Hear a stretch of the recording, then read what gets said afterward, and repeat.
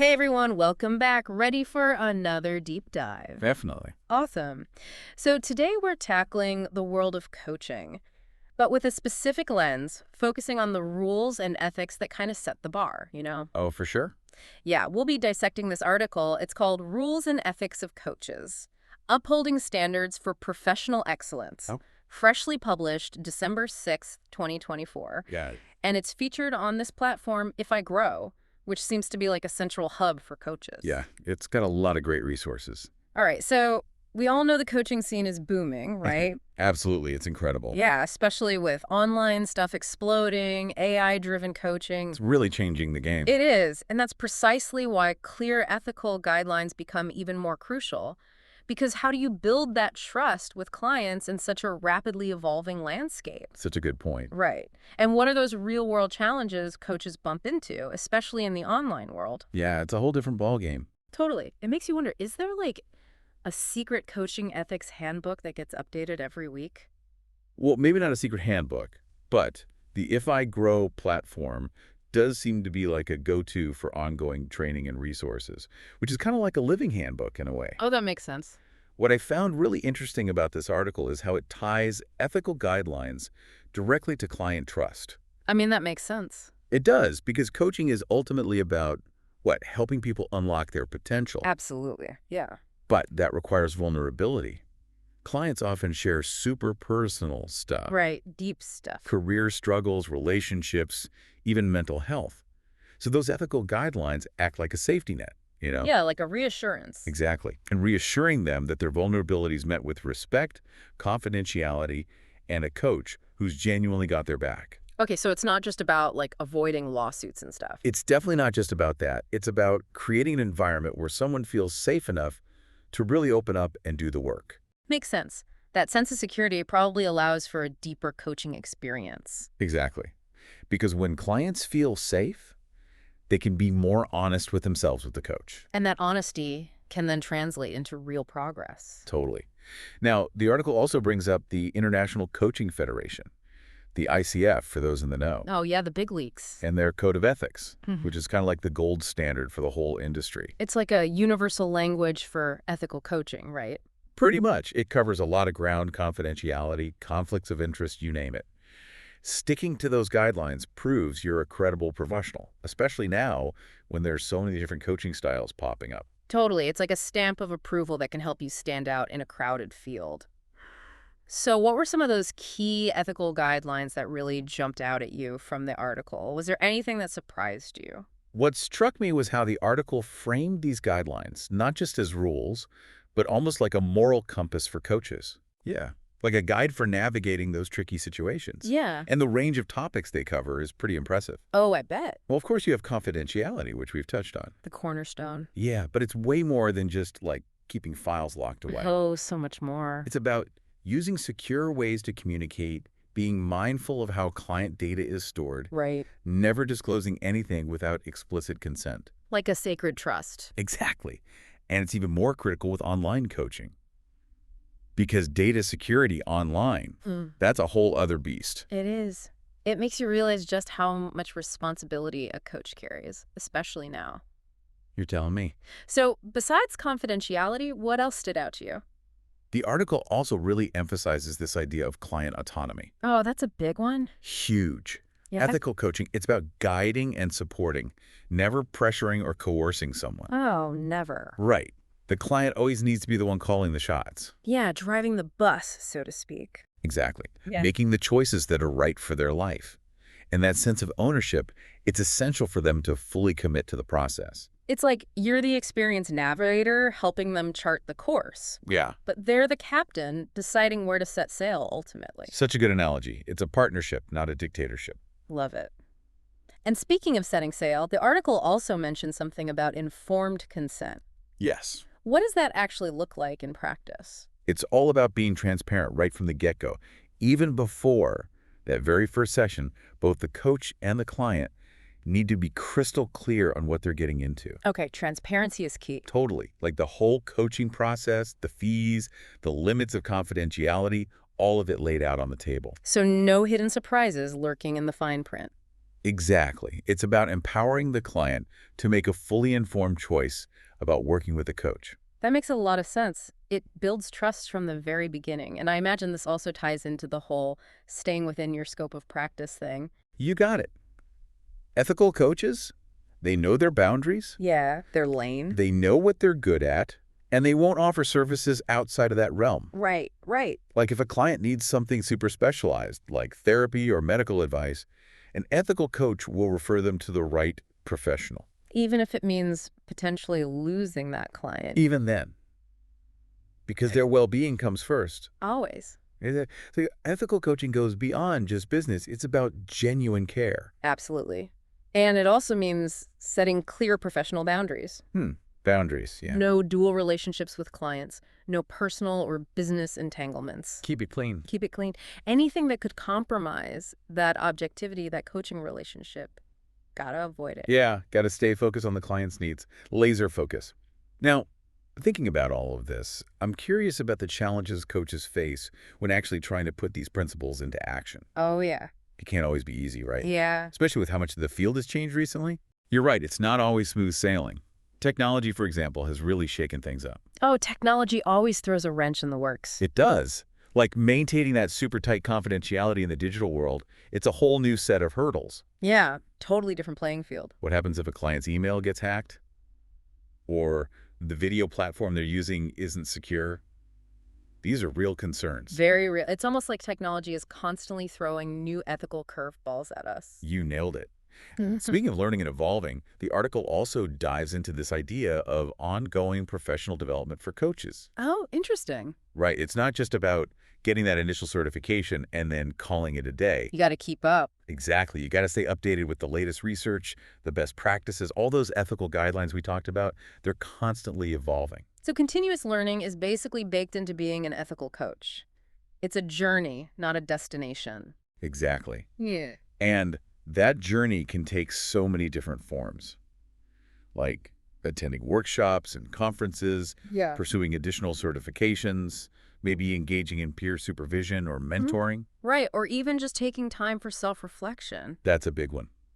It's about constantly pushing yourself to be the best version of yourself as a coach, both for your clients and for the integrity of the entire profession. Makes sense. It's like a rising tide lifts all boats. Exactly. Sounds like ethical coaching. It's not a walk in the park. It's definitely a commitment, that's for sure. To constantly learning and evolving. Yeah. Now, I know the article we're diving into today goes beyond just theory. It gets into some practical stuff for coaches out there actually doing the work. Definitely. What were some of those nuggets of wisdom that you found particularly useful? Well, one thing the article really stresses is setting those super clear agreements right from the start. Okay, right off the bat. Yeah, like before that first coaching session even happens. Both the coach and the client need to be totally aligned Got on things like payment, how they'll communicate, how often those sessions will be, and obviously how that all-important confidentiality will be handled. So it's like laying down that foundation of transparency right from the get-go. Yeah, making sure everyone's on the same page. No surprises later on. Yeah. And with online coaching becoming so huge, I bet this whole secure technology thing is a major factor. Oh, absolutely. The article goes deep on that. Does it? Yeah, like using encrypted platforms for those virtual sessions and messaging, making sure all that sensitive client data is stored securely. Right, right. Even coaching clients on best practices for online privacy. It's all part of the package now. It really is. It's fascinating how ethical considerations have had to evolve alongside all these technological advancements. Right. It's a whole new layer of responsibility. It is. Now, something else the article touched on that I found interesting was the importance of self-awareness for the coach Well, that's so key. as like a key ingredient in ethical coaching. It is. It is. The article talks about how ethical coaches need to be so aware of their own biases, Right, yeah. their assumptions, all of that, Yeah. and how those might influence their interactions with clients. Because we all have our own baggage, right? That's you, we do. Our own beliefs and values and experiences. But an ethical coach needs to make sure those don't bleed into their work. Absolutely. You don't want to be imposing your worldview on the client. Right. It's about being able to step back and say, okay, my perspective isn't the only one, and making sure you're not leading the client down a path that's right for you, but not for them. Exactly. And that can be hard I sometimes, bet. especially when you're passionate about helping people. Right. You want the best for them. You do. But ultimately, ethical coaching is about empowering the client to find their own path, Their own way. not molding them to fit your vision. So, respecting their individuality, their journey, I'm hearing a recurring theme here, it's not enough to just have good intentions. It's not. You need to actively challenge yourself. Examine those hidden assumptions For sure. to make sure you're truly serving your clients ethically. And sometimes, even with the best intentions, tricky situations come up. They do. So what does the article suggest coaches do when faced with those ethical dilemmas? Where do they turn? Well, that's where seeking guidance comes in. Okay, finding support. Yeah, like professional organizations, like the ICF, for instance. Oh, right, yeah. They offer ethics hotlines, FAQs, stuff specifically for coaches who are dealing with those tough questions. That's amazing. They also have these fantastic communities of practice where you can connect with other coaches, share experiences, and tap into that collective wisdom. So it's like a built-in support system, It is. recognizing that you don't have to figure it all out on your own. No, you don't. And it emphasizes that upholding these ethical standards isn't just an individual responsibility. Right. It's a shared responsibility within the coaching community. Exactly. We're all in this together, navigating this complex, ever-changing world of coaching. We are, and that actually leads perfectly into the final point I wanted to highlight from the article. Okay. It goes beyond just saying ethics are important. It delves into the why. The why, yeah. Why should coaches care, clients care? Why should anyone care so deeply about ethical conduct in this field? What's at stake? That's such a good question, and the article makes this beautiful point. Yeah. Ethical coaching, it's not just about rules and avoiding those lawsuits. Okay. It's about creating a space, A safe space. a human connection, where people feel safe, respected, empowered to tap into their full potential. To become the best versions of themselves. Exactly. And that requires trust, integrity, a genuine commitment to the client's well-being. It's about recognizing that each client is unique, has their own story, and honoring that. Absolutely. Yeah. And that's where those ethical guidelines really come in. They provide the framework Okay. to make sure the coaching relationship is built on respect, transparency, a real desire to help the client thrive. So it's not just about preventing harm. Right. It's about actively creating an environment for positive growth. For transformation. And the article argues that ethical coaching can create this ripple effect. Oh, interesting. Yeah, a positive change that goes beyond just the individual client. Okay. It impacts their families, their communities, even their workplaces. It's about contributing to a more humane and empowered world. Wow. It makes you think about ethical coaching almost like a form of social activism in a way. I love that. It's about advocating for a world where everyone has the opportunity to be their best selves. And it all starts with those ethical, empowering relationships between coaches and their clients. It really is amazing to think about the impact ethical coaching can have, not just on individuals, but on the whole world around them. Like you said, that ripple effect. It's powerful stuff. It is.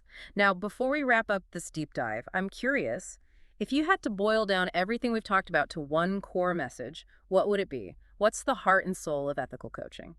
You know, I think it comes down to this. Ethical coaching, it's not just about following the rules. It's deeper than that. Way deeper. It's about cultivating a certain mindset, Okay. one that's rooted in respect, integrity, and a deep commitment to helping people truly flourish. It's about making sure that coaching as a field is a force for good. Exactly. For Yeah. positive change, for individuals and for society as a whole. Beautifully put. And it's funny, the article we've been exploring, it was published on a platform called If I Grow. Oh, yeah. And that name, it really struck me because it perfectly captures what we've been talking about, Yes, doesn't it? creating those conditions for growth for the coaches, for the clients, everyone. And not just checking boxes, achieving goals, that kind of growth. Right. It's about becoming more empathetic, more compassionate, more connected. More human. Yes, embracing that shared humanity. And it's important to remember that this journey, this commitment to ethical growth, it never really ends. Are ongoing. Always. There's always more to learn, more to reflect on, more ways we can evolve as coaches, as human beings. It's a constant invitation to step into our best selves. Couldn't have said it better myself. Well, on that inspiring note, we'll wrap up this deep dive into ethical coaching. It's been a great conversation. It has. Thank you all for joining us. We hope you learned a thing or two, maybe even felt a little bit transformed. And if you're feeling inspired to dive deeper, Definitely check out those resources we mentioned. Yes, connect with organizations like the ICF and keep those conversations about ethical coaching going in your own circles. Spread the word. Until next time, keep learning, keep growing, and keep striving to make the world a more ethical and empowered place.